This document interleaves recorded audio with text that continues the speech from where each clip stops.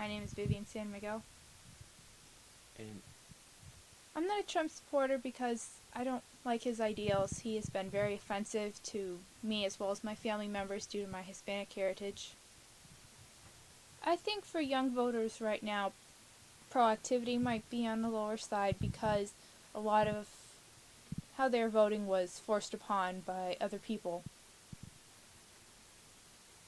Because at a young age, they're very easily persuaded into something, as opposed to having their own opinions. My name is Patrick John Talon. The two of them, I think at first I was leaning towards Trump because I just kind of despise Hillary Clinton and her past actions and what she represents. And that's not even referring emails. She's has a history of just jumping back and forth on issues and just being whatever she has to be in order to get votes at that time. She's completely dishonest and just the absolute epitome of just a gross politician. But at the same time, when it came down to like the last 2 weeks before voting, I realized that I'm not necessarily voting for that person. I'm voting for the people that are going to surround themselves with in that cabinet to make a difference. And we've already seen that Donald Trump has just absolutely surrounded himself with nothing we need at this point. The person he's put in charge of the Environmental Protection Agency, in quotes, his job, in quotes, is to dispel the myth of global warming. We have a man in charge who doesn't believe in global warming. That's absolutely bananas. I don't understand how that can be real life. Steve Bannon is a white supremacist with a white supremacist alt-right radio station, and he is in the cabinet. I don't understand what's going on. Like, this doesn't seem real. In terms of favoring one or the other, I hated both of them. I didn't necessarily feel the burn, but I liked who he was as a man, and I think that's a big problem in our nation today is we don't look towards our leaders for their character. And if we had simple principles of we shouldn't allow a person like that to be in charge of us, I don't think we'd be in this position because if we're just looking at moral fiber, Donald Trump shouldn't be anywhere near that podium, anywhere near that position.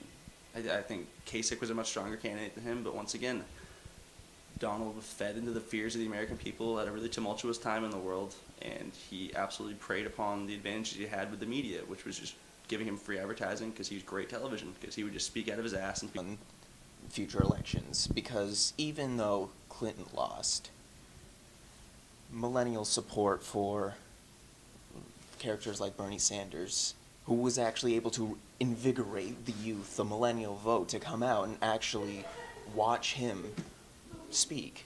Like, during the primaries, Bernie Sanders had the millennial vote intact with him because he was able to stay on topic, talk about the issues, and stay away from the nonsense. He actually cared, and he had the track record to prove it. And with all that, he was like, the millennials came out to support him.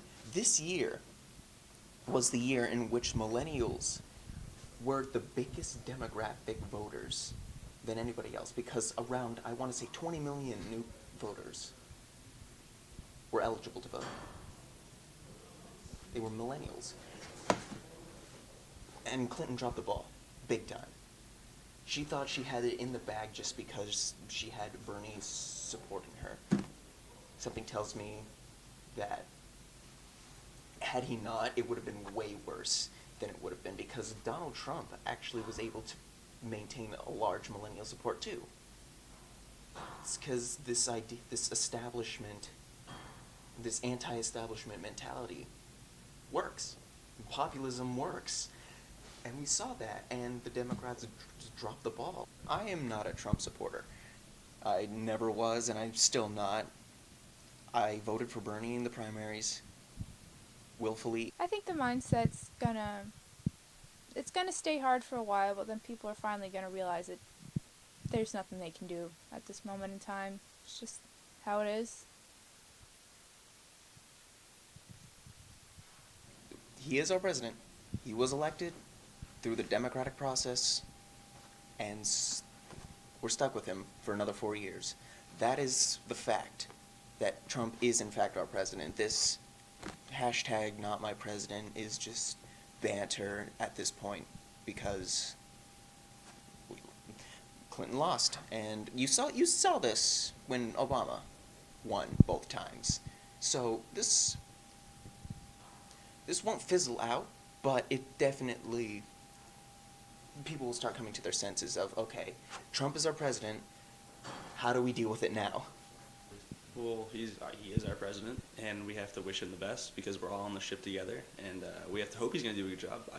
You have to be optimistic. If you're going to be pessimistic, at least approach it from a sensible point of view. I mean, if you're going to be one of those people that demands a recount or demands that he's not my president or says I'm going to move to a different country, you're not helping anything. If anything, you're helping what you hate.